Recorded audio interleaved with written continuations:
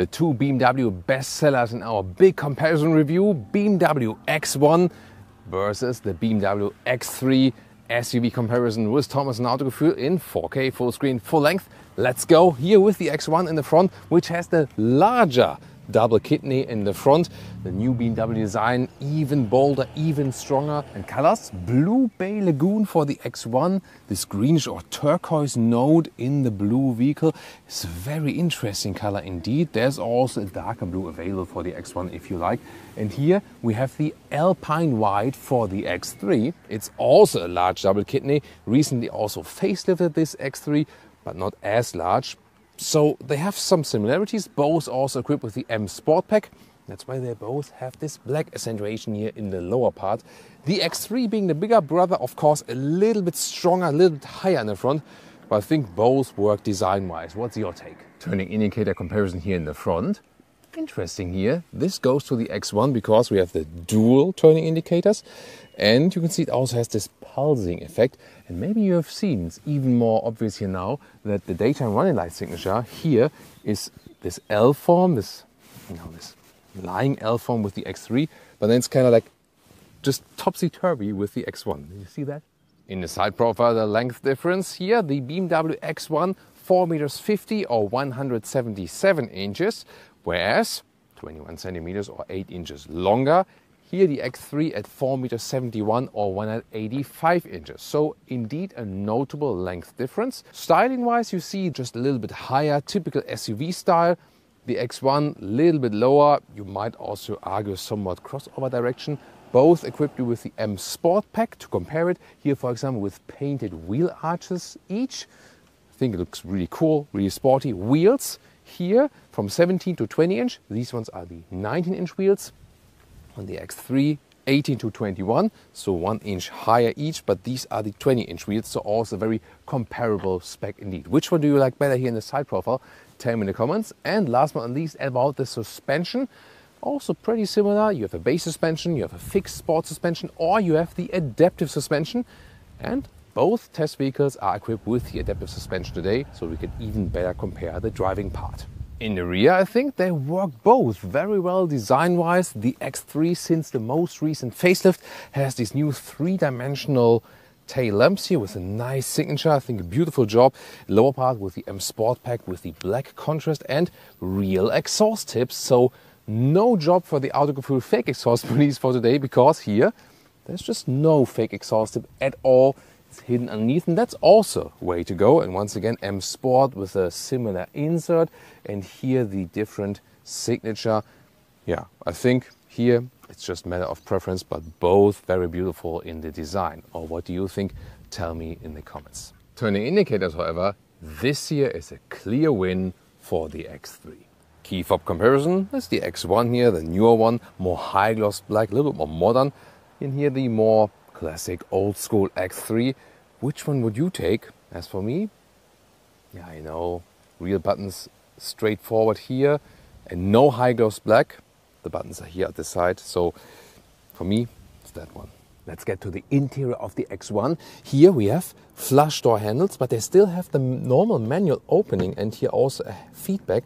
I think that's a good compromise between looks, aerodynamics, and still having this classic feedback of a door handle. Door closing sound, definitely solid and instant of the doors.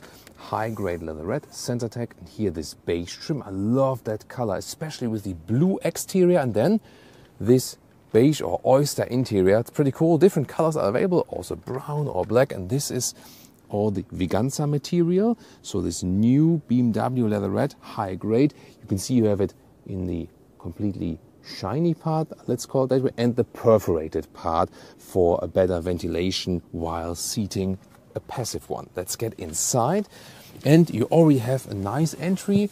It is basically, yeah, it feels like a grown-up SUV, although it's the smaller one here, and you have great comfort. It's really soft, and headroom here with 189, 602 without the panoramic roof, no problem at all. Even with the panoramic roof, you would get along as a tall person. Steering wheel here with a manual control up and down, but really smooth in the process. By the way, the perforated Viganza is the sport seat. There is also a base seat with fabric available than without that shoulder support here. The interior cockpit overview in the X1 is cleaner and more modern here with this integrated curved screen, 2 individual screens on there then, and you don't have this iDrive controller here. I'm missing that definitely, but then again it looks cleaner. But yeah, to reach to the touchscreen, to me not ideal. What's beautiful here, the SensorTech dashboard, very good quality. Overall, the build quality of this vehicle is outstanding, especially for this segment. Digital instruments, clear, modern, nice to read. I think this is just a matter of preference if you prefer the one X3 or here X1. And you can see it's a very good display, nice wide integration. This is the BMW menu, a little bit overloaded I think, but you get along when you know which ones you really need. And here on the left side you always have hotkeys, and the temperature always here, or the climate menu where you control the seat heating. To me, a little bit too complicated. You have all functions, but I don't want to do that while driving. And you see this integrated shifting lever. You have less typical BMW sport feeling, but then again it's really clean and integrated. However, we still have a manual volume jog here. Cup holders are not adaptive. That's hit and miss definitely. Bottles fly around. But here, that's cool. It's the seat belt for your smartphone. You can secure it like this. And behind it is an inductive charging pad. And it's actually also cool that it doesn't overheat. Rear seats, nice design there in the middle console, 2 USB-C chargers. Let's get inside. We have the same nice seat materials. Looks pretty amazing. Inside of the door seat is hardpack in the rear, but it has a nice structure, so it doesn't look hardpack actually. And then it's soft touch here with the SensorTech material at the inside of the doors. Harman Kardon sound system also in the rear. And well, you have this recess here in the seat, but it needs to be a little bit higher, that the recess really fits for the knees very well. So for tall adults in the rear, when tall adults are driving, kind of a problem here in the X1, not the best. Headroom is no problem at all, and the seat comfort is also very good. Yeah, again, this seat needs to be a little bit higher, then it would also work for me, but I usually have the seat in the lowest position then. In the middle seat here, works too as for my height, also from the comfort. Just again, this legroom thing, yeah, it's a shorter SUV and you do feel that here. However, you can also adjust the back part here of the seat. That's good, and also from the build quality. And this here plug-in hybrid model, when you have a pure combustion engine X1, then you can also get the movable bench by 13 centimeters or 5 inches front and back. And yeah, this helps to be a little bit more flexible. However, the plug-in hybrid bench is not higher. Interior of the X3 now. First of all, door closing sound. It's actually good as well, but I feel the X1 was even better there. Then inside of the doors, also the SensorTech. A little bit harder, I feel though. Galvanization of the buttons here for the window leader is nice, but make no mistake, this is a 100 euro extra, and that can't be that they make so many extra options. Then the interior, a little bit more classic traditional setup, also buttons on the steering wheel, same for both. Seats here also SensorTech, available in different colors. Perforation as well, so this has been introduced with the facelift. However, the material is very good already, yes, but the Veganza in the X1 is a little bit softer than this one here. When you get inside, the seating position is kind of different, yes.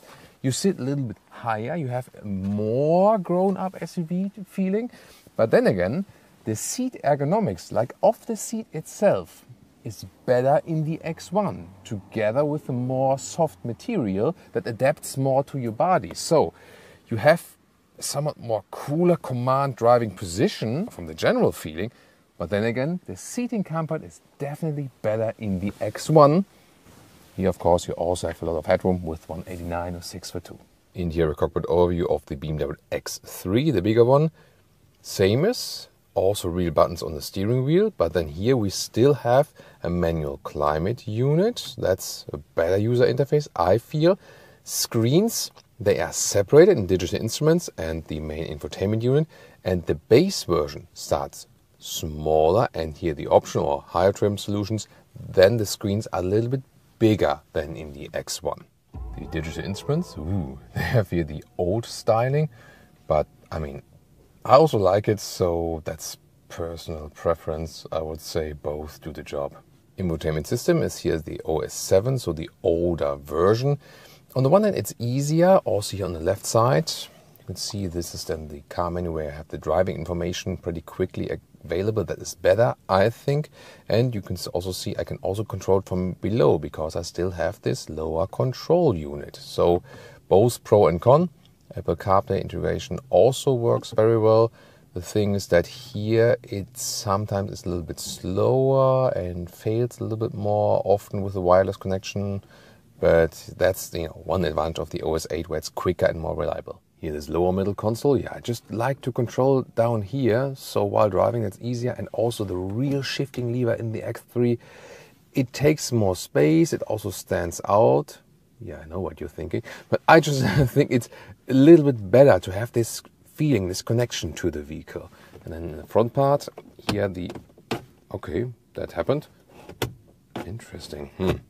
That's not that good. I kind of get stuck here. Here, the cup holders, that is better. They are adaptive. That's better than in the X1 and the inductive charging pad. X3 interior in the rear, a stronger middle tunnel because of the rear-wheel drive platform. Inside of the doors here with a soft touch sensor tech, so that's a little bit better, I would say.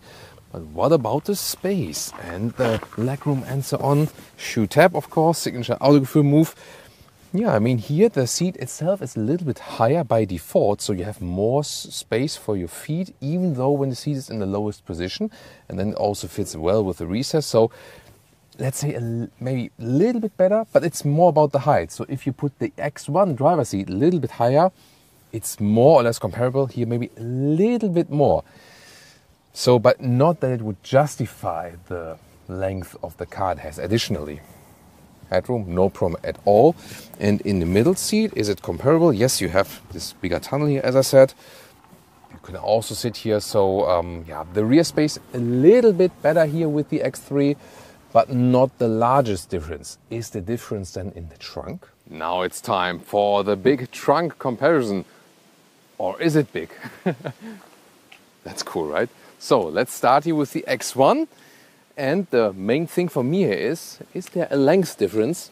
I know what you're thinking. Here, there is almost 90 centimeters or 35 inches. 490 liters here, also for the plug-in hybrid. You have some more space underneath, for example, for the charging cable. And then 450 liters for the X3 in this plug-in hybrid version. Although here, I remember this step also from the US spec version from pure petrol engine to put replacement tire underneath. And liter figure wise, a little bit limited. And now the astonishing thing is when you measure here the standard trunk length, it is less than 90 centimeters or 35 inches, especially with that step here. So charging cable needs to be put on top, no space underneath here. So that's astonishing, right? I mean, it's really the way longer vehicle here with the X3. But the rear space, just a little bit longer, trunk even a little bit shorter. Yeah. It's all about that this one just has the longer hood. Engine comparison, I just love that shot. So, very interesting, 2-liter 4-cylinder, petrol and diesel for both, but then on the lower end, a 1.5-liter 3-cylinder for the X1. The plug-in hybrid is also based on that. And on the other side, the X3 here with the longer hood houses also 6-cylinder engines, especially for the performance models. Today, it's both about the plug-in hybrid. Interesting thing is here that the battery is bigger with the X1, so higher electric range for the X1. Welcome to Thomas's Comparison Driving Lounge. We're starting with the BMW X1, in this case with the plug-in hybrid 30e. What you immediately realize is when you go off the throttle, you always, or most of the time, have some kind of recuperation. It is, however, also adaptive here in that standard mode. So, for example, when there's no one in front of me, the car is just rolling and I don't see any recuperation. Inside the city, when the car is in front of me, I go off the throttle and it does directly go into the regenerative braking and it does decelerate, although you're just leaving your foot off the throttle like in an electric vehicle, for example. This is really good to know, but this adaptive system, it's not that predictable in a way. That's the con side, but then again, it helps to adapt to the situation. My modes, pick the sport mode, a little bit more complicated than it used to be, I would say, and you can also go to the S shifting mode and then we can accelerate from 50 kilometers an hour to, let's see,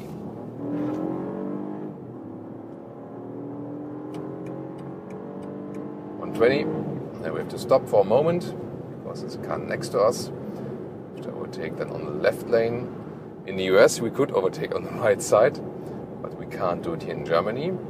Unlimited speed is possible then here on this motorway when the traffic allows it. And when we're already at speed here at 115 kilometers an hour, let's go.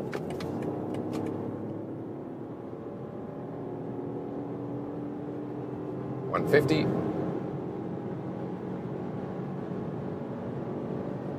And 170 kilometers an hour. So pretty good in the acceleration in the whole X1 lineup.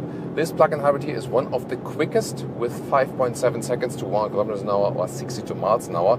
The iX1 is just a little quicker, 5.6, and the quickest then will be the M350i, the 2-liter 4-cylinder tuned to this M performance model, so to speak.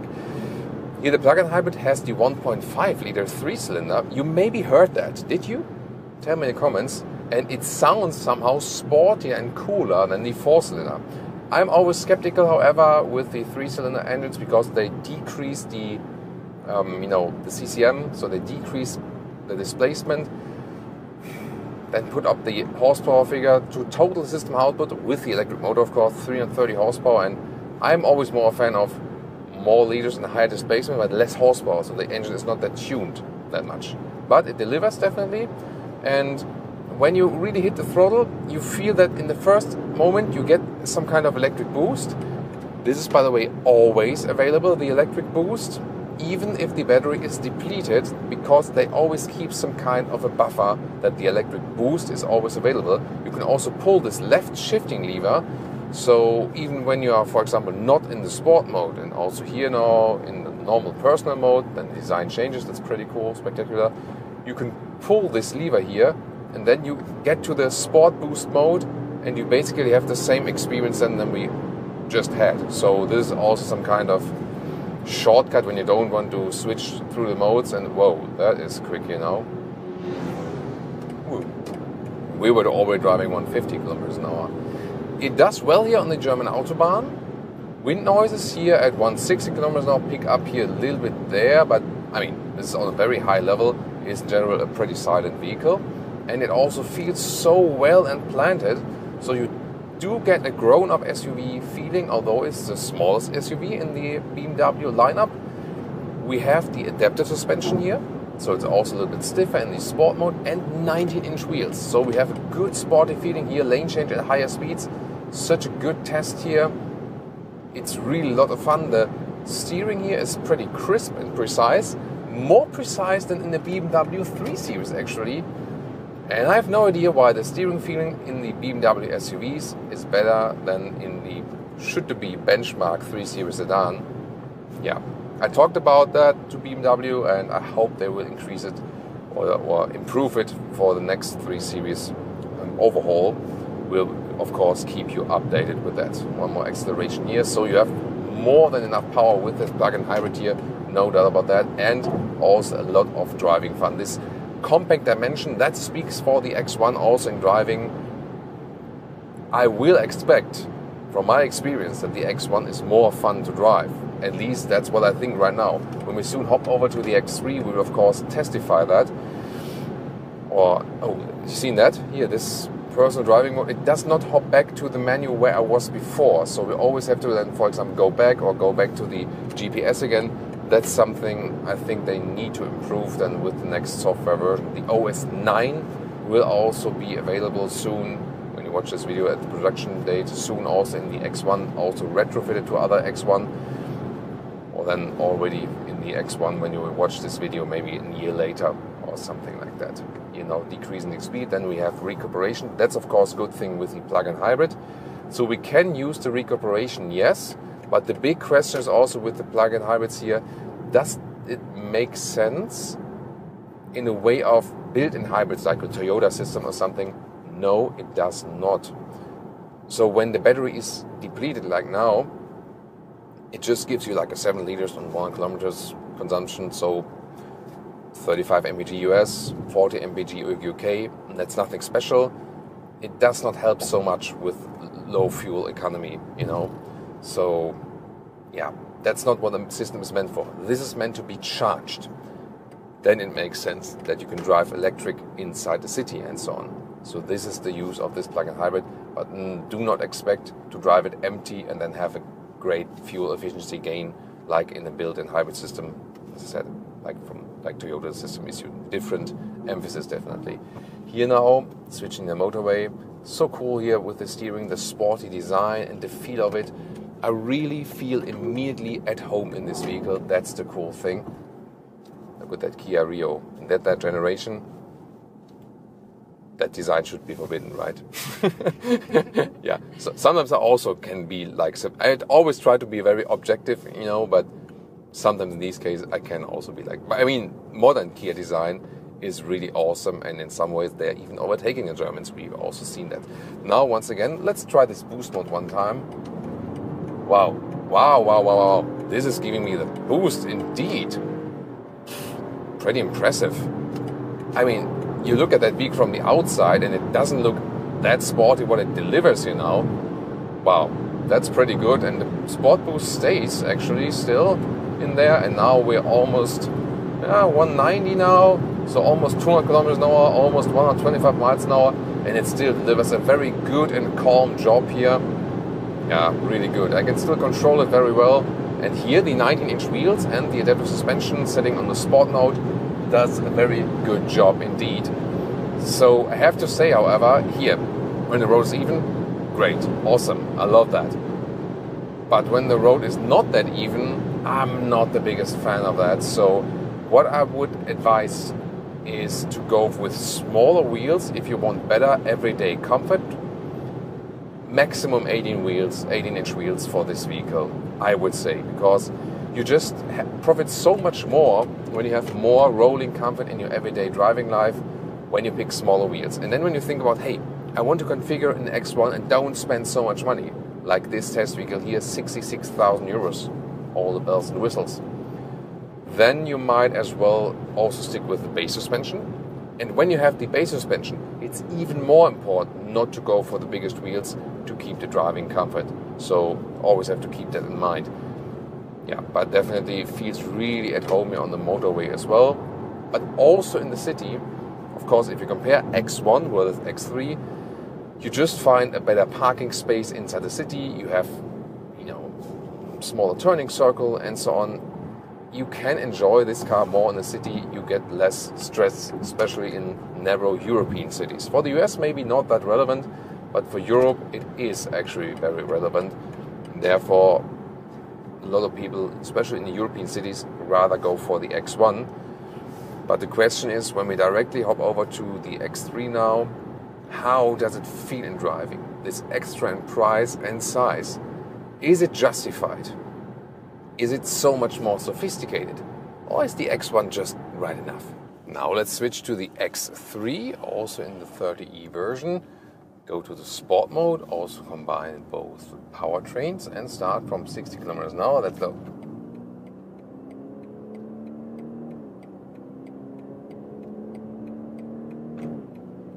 $120. That's 140. So also, let's say, decently quick, but not as quick as the S1. It's not an Audi, as the X1. So the X1 plug-in hybrid was 5.7 seconds. This one here is 6.1 seconds in the acceleration figure. And let's just accelerate further. Oh, there we hear some more power boost from that engine. Here, a 2-liter 4-cylinder engine. So yeah, we also hear and feel that more displacement here in these higher speed regions. More is happening, 200 kilometers an hour, 125 miles an hour. Yeah, and it feels so stable on the road here with the M Sportback adaptive suspension. A little bit stiffer in the sport mode. Top speed here, 214 kilometers an hour, so like 130, 135 miles an hour. Wow, feels really good high speed as well, and also noise insulation wise, good job. 20-inch wheels we have mounted here. We do feel when the road is even, it's fine, but you do feel some bumps notably. So similar what is 19 to the X1, 20 is for the X3, of course bigger segment, and then they also allow bigger wheels. But for both, I would go at least one size below that to give you just more comfort in driving. It drives super well. also, you know, here when going left and right and so on. But then again, just rolling comfort when the road is not that good, 20-inch is just a little bit too much. But the suspension is doing a good job. Love the adaptive suspension by BMW. Same suspension setups possible, base or fixed sport or the adaptive suspension. So that is kind of similar with both vehicles. Of course, different platform, different technology a little bit. Steering wise, I have a better feeling in the X1, because here in the X3, I would say it feels a little bit less natural in a way. So here it's kind of like a little bit more dead, but then when you go a little bit more to the side, then it suddenly becomes a little bit too hectic, you know. So I feel the steering is not that well balanced here as it is in the X1. So definitely prefer the X1 steering as for the whole feeling, how you feel connected to the vehicle. We can also go back to the normal hybrid mode, and we also hear less sound pronunciation.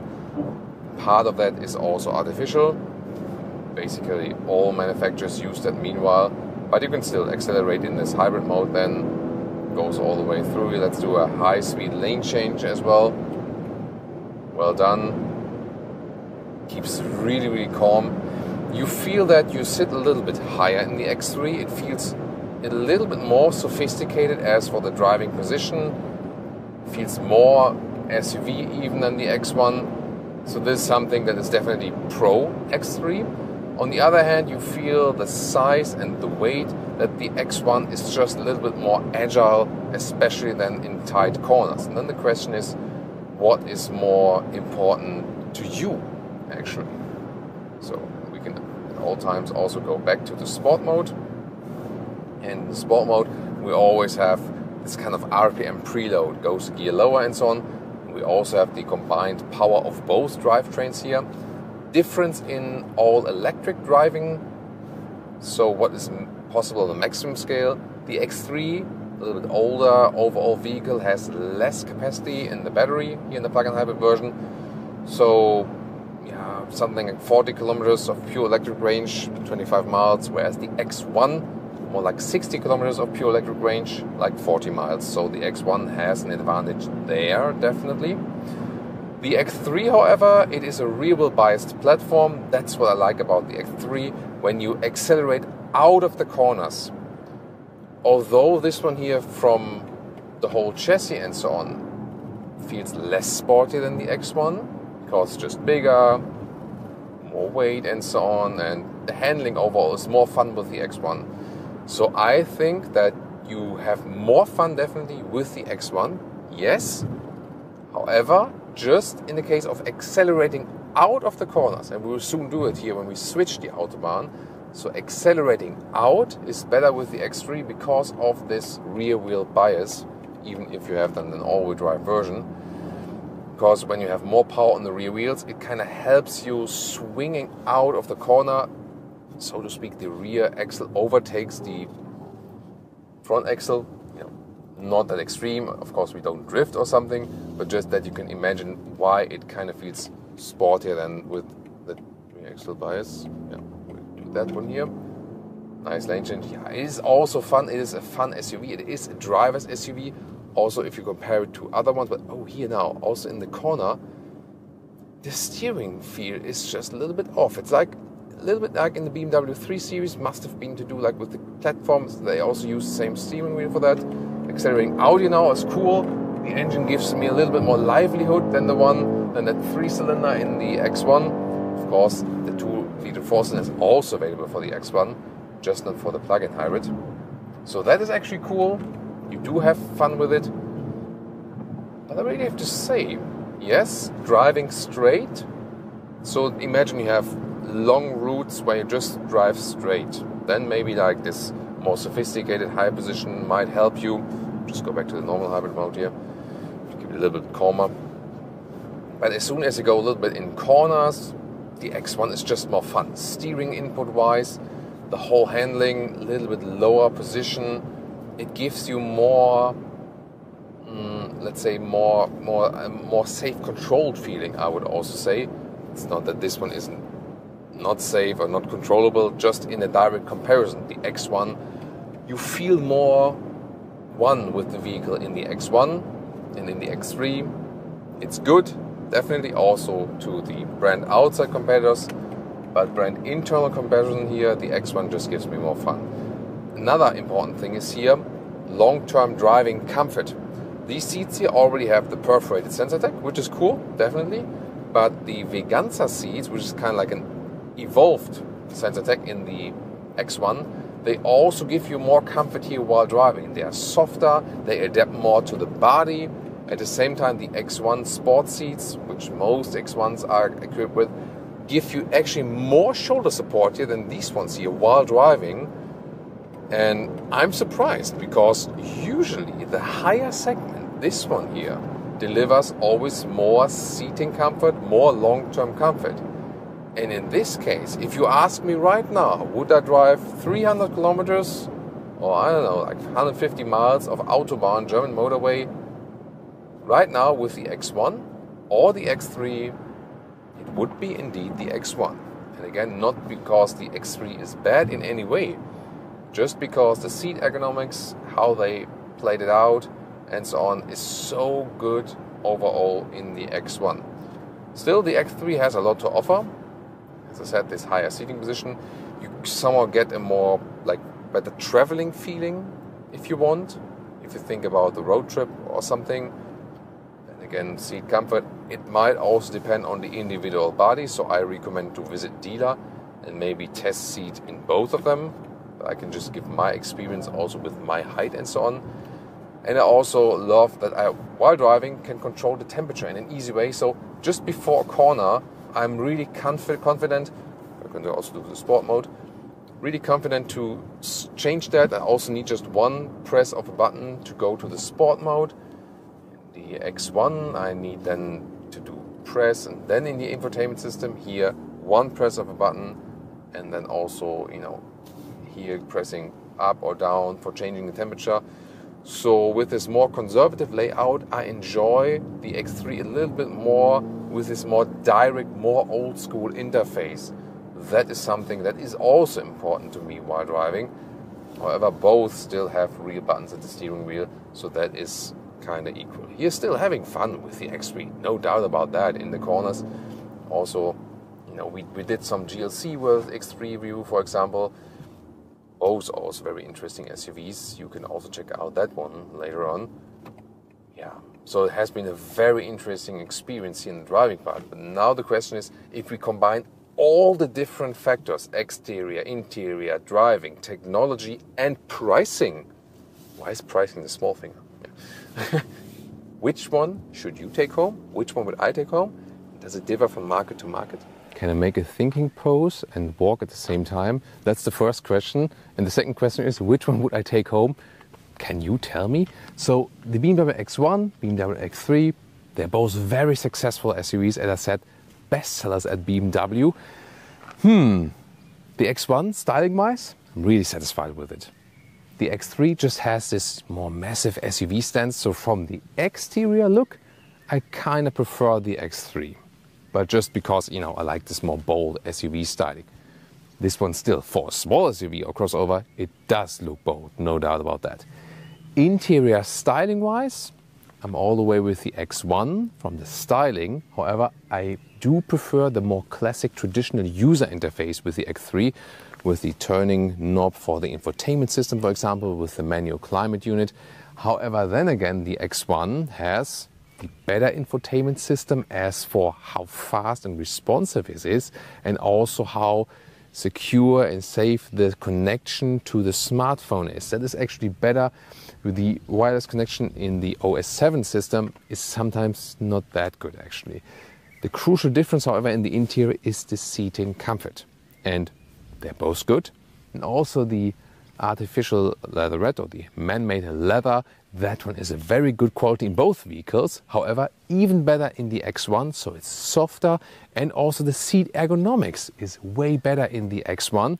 Not that the X3 would be bad, the X1 just tops it, and to me it's also one of the most comfortable vehicles in this segment or in this compact segment overall. And that's why for the interior I would still go with the X1, because I feel the seating comfort would then be more important than the manual climate unit to me. Yeah, maybe I have to live then with 22 degrees Celsius or 72 degrees Fahrenheit automatic. I don't like it, but I would live with that for the seat comfort. And then of course in driving, that was super interesting. I like the rear wheel drive or this rear wheel biased concept with the X3. Of course it does offer the possibility of a 6-cylinder. Then again, the X1 feels more balanced and kind of lighter in the corners and so on. It is more driving fun then overall. Yeah, fuel economy doesn't make the largest difference. The plug-in hybrid is of course the better system here in the X1, more efficient, bigger battery, no compromise in the trunk and so on.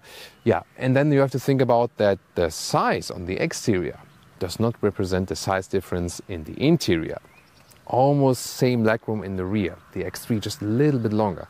Trunk-wise, the X1 is even a little bit longer, at least here in the plug-in hybrid versions as well. So there is no huge advantage you get with the X3. Price difference, very interesting. As the vehicles stand here right now with all the bells and whistles, 66,000 euros and 80,000 euros. So it's a 14,000 euro difference. And interesting, when you take off the extra options, it is still the same price difference. That's the European difference. In the US, the difference is not as large, so there you don't pay so much extra for the X3. So in Europe, it's a clear choice. Go with the X1, also with the more narrow roads and so on. In the US, it's even a little bit trickier because the price difference is not as large, and also you have most states more open, wide roads, so the X3 gets more attractive.